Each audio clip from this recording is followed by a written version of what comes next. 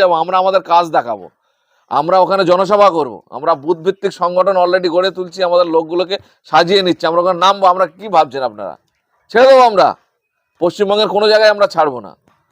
ISF সব জায়গায় লড়াই করবে, আমরা আস্তে আস্তে আস্তে আস্তে এগোচ্ছি।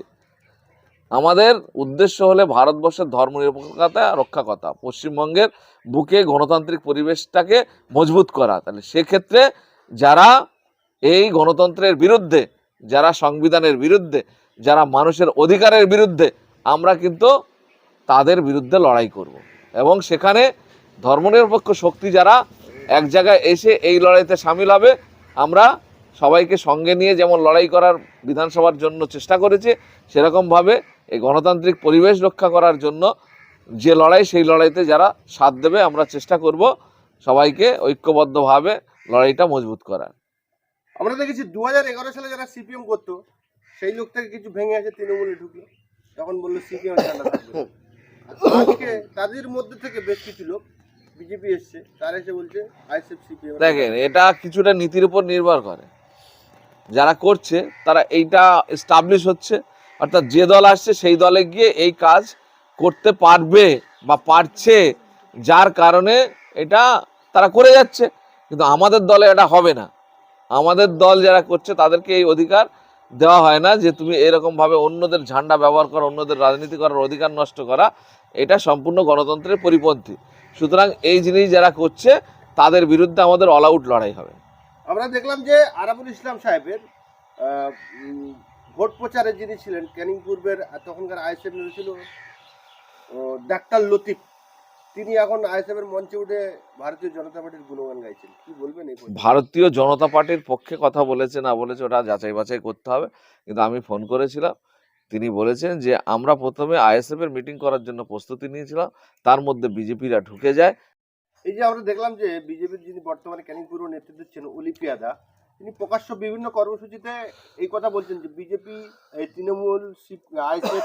অলি পেয়াদা সম্পর্কে আমি খারাপ কিছু বলবো না, কারো সম্পর্কে খারাপ কথা বলা আমাদের উদ্দেশ্য নয়। আমি খারাপ কথা বলতে বলছি না, কারণ না, ওনার ব্যক্তিগত হিস্ট্রি দেখলে আপনি দেখবেন কখন কোন দল করেছে, অসুবিধা, উনি একটা টাইমে আইএসএফও করেছে।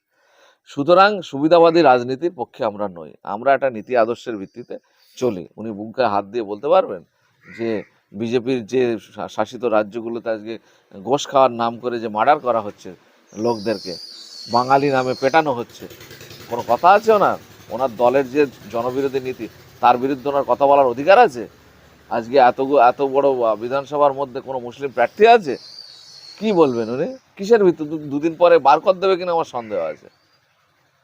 উনি যে প্রকাশ্য বলছেন যে সিপিএম বলছেন উনি বিজেপির গুড বুকে থাকার চেষ্টা করছেন, ওনার পদের দরকার, এবং উনি চেষ্টা করছেন এইসব করে যদি বিজেপি ওনাকে বড় পদে দেয়। আপনারা কাউন্টার করছেন না কেন? তাহলে তো আপনাদের শীর্ষ নেতৃত্ব যেমন এখন কেউ ঘেউ ঘেউ করছে, তার পেছনে আমরা দৌড়তে। আমাদের জন্মের আগে থেকে বিজেপি ছিল, আমরা তো 5 বছর লড়াই করছি। 5 বছর লড়াই করে মানুষের কাছে, মনের কাছে জায়গা দখল করে আমরা একটা জায়গা মানুষ আমাদেরকে দিয়েছে। তো তাতে করে দেখাচ্ছে প্রচুর লোক আমাদের সঙ্গে এসছে, সেটা যারা 10 বছর 15 বছর লড়াই করে যে জায়গা পায়নি, আমরা 5 বছরে সেই জায়গা পেয়েছি মানুষের কাছে। সুতরাং বিজেপি মানে দীর্ঘদিন লড়াই করার পরে আজকে পশ্চিমবঙ্গে ক্ষমতায় এসছে।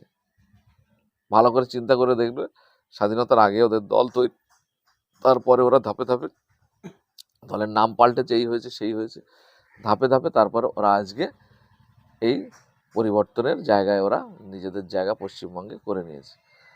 ঠিক আছে, দেখা যাক কিভাবে কি চলে না চলে। আমরা তো একটা নতুন দল, সবে আমাদের 5 বছর বয়স, আমরা ধীরে ধীরে মানুষের ভালোবাসা অর্জন করছি, আস্তে আস্তে এগিয়ে যাচ্ছি। আশা করি গণতন্ত্রের জায়গাটা মজবুত করার লড়াইয়ে আইএসএফ সামনের সারি থাকবে এবং মানুষকে দেখিয়ে দেবে যে ভারতবর্ষের সংবিধানকে রক্ষা করার জন্য সামনের সারিতে আইএসএফ আছে।